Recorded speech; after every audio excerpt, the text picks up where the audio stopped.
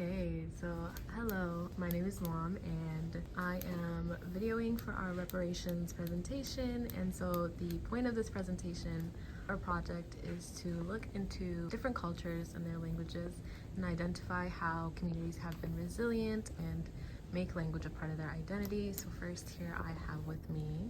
My name is Katie. My name is Katie Rivas Sanchez. I'm a financial economics major, a data science minor, and I am Honduran and Mexican. I speak Spanish. Perfect. So Katie, first language, which you answered. Second language, how were your languages impacted by colonization?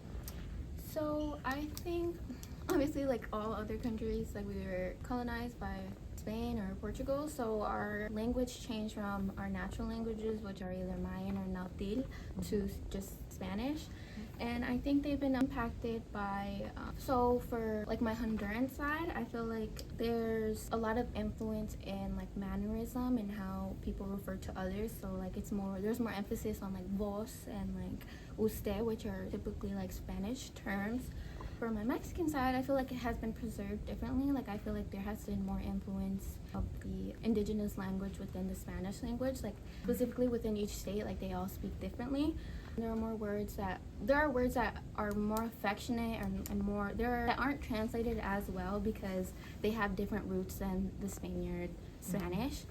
I also think like culture is definitely affected. Like obviously, like there are different like states, there are different like dialects, and I think that like connects to like a little bit of like classism. Like if you speak like more what would be considered country or like rancho, you're considered like more uneducated or like stupid or something like that, when in reality it's just like this is not even our natural language, right. So it doesn't affect your education, it's just how it reached you. I also think in like Honduras, like I feel like a way that the language has evolved is I feel like a lot of Hondurans and Central Americans in general, we speak very passionately. That's same for in Mexico, but I feel like it can sometimes be received as like aggressive or loud, when in reality we're just like very passionate loud. But yeah, I think that's how like our language was impacted by colonization. Okay, thank you. And then how would you say your community has maintained or fought for certain cultural ways of speaking? Yeah, so for Honduras specifically, there's a subculture in Honduras called Garifuna. So it's an Afro-Indigenous language that a lot of not a lot of Hondurans speak, but there's a large population of Hondurans and other Central Americans that speak that language, and it's kind of an African dialect. So I feel like they chose to preserve their country, their origins, through saving the language and kind of passing it down intergenerationally. There's not a lot of books that you can find on Garifuna, so it's really just up to the community to pass it down. When it comes to Mexico, I feel like, or with both of them even, like I feel like just education is super important to us. So like I have seen a lot of Hispanic and specifically Mexican people teaching a lot of courses on Nautil and other indigenous languages, which I feel like is our way of like reclaiming the language and being able to speak it again, because a lot of people don't. Just as like in America, like if you were to speak your native language, you were to be punished for it. So us relearning it and teaching others and actually translating it into the Spanish that we speak now. Like for example, there's a word. So there's a word I can give for an example is apapachar. The word means like cuddle or comfort, but it's not really like a Spanish word. It's more of a Mexican like indigenous Spanish word, because I forgot the origin, but it literally comes from a Nautil word. Right. And there are a lot of words in Spanish that come from Nautil, but they're just mixed with Spanish now.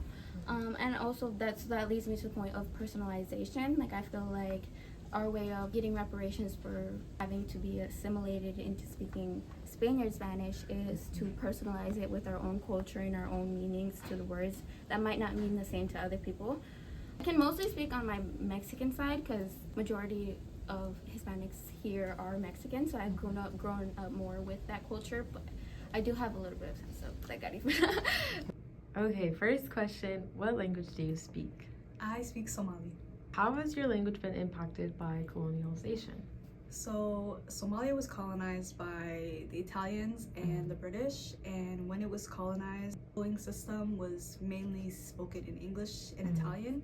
So after colonization, Somalia struggled a lot with, they didn't have a writing system, so it took them a long time to come up with a writing system on their own. So in the 1970s, they came up with a writing system, and this progressed a lot, and it created writers, poets, and a lot of people went to school, because my mom went to school because of it. That's amazing. So how has your community maintained or fought for the language and writing system that you're talking about? I think with the writing system, it's definitely helped Somalis get a voice and become resilient. I think it's also taught us like our dakhan, which means like culture. And I feel like Somalis are very like strong in our dakhan and our community and our faith. So I think because of the colonization, it drew Somalis to be stronger together, whether that's with tribes or with the schooling system or like things like that. So I think it's taught Somalis a lot to be open to community. And I feel like it's taught a lot of people about education and going to school and more opportunities abroad. Because when you're abroad, I feel like it's harder to find Somalis around you. You're surrounded by like English speaking people. So I think that it's definitely brought people together. Yeah. Okay, that's great. Hi, my name is Sinian. Then what language do you speak? I speak Afano-Oromo. Wonderful. How would you say your language has been impacted by colonization? I think one of my people are Oromo, so our people is in the southern part of Ethiopia within Oromia. And I think one of the things that's a colonial practice, you know, within all of like Western countries is that they will restrict even your ability to learn your language or to speak your language. Back home in Ethiopia, Afano-Oromo was banned for a period of time by Haile Selassie, and like you couldn't even speak it in schools. I remember my parents telling me they weren't even allowed to like speak it in schools. They were forced to learn Amharic, and if they were like speaking their own language, then they would get, you know, like hit with a ruler.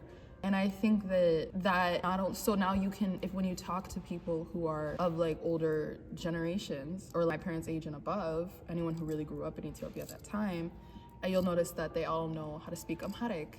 They all know speak Afano still, but they also know Amharic because they were forced to learn it. So I think that when we see things that are like country has like, you know, a national language, or a country is like, it's there, we owe it, especially when they're made up of so many different ethnic groups. I think we owe it to kind of understand more about the people within there, because a lot of the time when a country of multiple ethnicities and multiple cultures is trying to unify everyone under one language or one cultural identity, it's often in an effort to repress a lot of people, to erase their cultural identity, their language. And I think language is the very first thing you always see. Like even the capital of Ethiopia, people know it to be Addis Ababa, which is Amharic, but the original name was Finfinne, which is an Oromo name. So you kind of see how like the names of things get changed. The names of land that was once other people's get changed to a specific language. These are all like colonial practices that I feel like I see a lot within my language. Even sometimes my parents will swap words that were like they knew as like Afano-Oromo with like Amharic, because they were just like because they were so used to just having to say them in Amharic, and later they'll be like, oh wait, actually that's not Afano-Oromo, that's not what we say actually. So I think it's like it even permeates people's memory, Right. you know, of like their own language, and they don't even realize that they're replacing these words with the words of what language colonized them. Right. So I think that's one of the biggest ways I see that in my language. How would you say you guys work to maintain or even revitalize your language? Is there any methods for that? I think I see it a lot more within the diaspora. So a lot within the younger generations. There's this big, like, I was actually just reading someone's Substack about this one person in the community. She's in DC, Kulani. And it's basically there's like this real like revitalization of like Oromo culture, especially within the diaspora these days. Like it's very present. You see it's getting bigger and bigger. This like need to preserve our culture, to have people involve each other in our culture is very evolving. It's getting bigger every day. And I think language is one of the things that are at the forefront of a lot of youth mind because it's the thing that connects you to your family. It's the thing that connects you to your community. Especially a lot of people in our community live in like multi-generational households. So they have people like their grandma, or they have people like their aunts from back home, like living with them. And the only way that they can communicate with them, at least in the most effective way, is through Afan Oromo. Right. So there's more of a desire to like learn our language. There was actually just a class offered at the U to teach Afan Oromo. So I think because there's a building desire, I think that's like the first thing more than anything that needs to be like established is like the desire to even want to know your culture and like know your community. And I think that's one of the most like, that's something that has to like build more than anything before you even start trying to teach someone a language. It's like teach them about their culture, get them excited about their culture. And I think that that's something that's happening a lot more recently.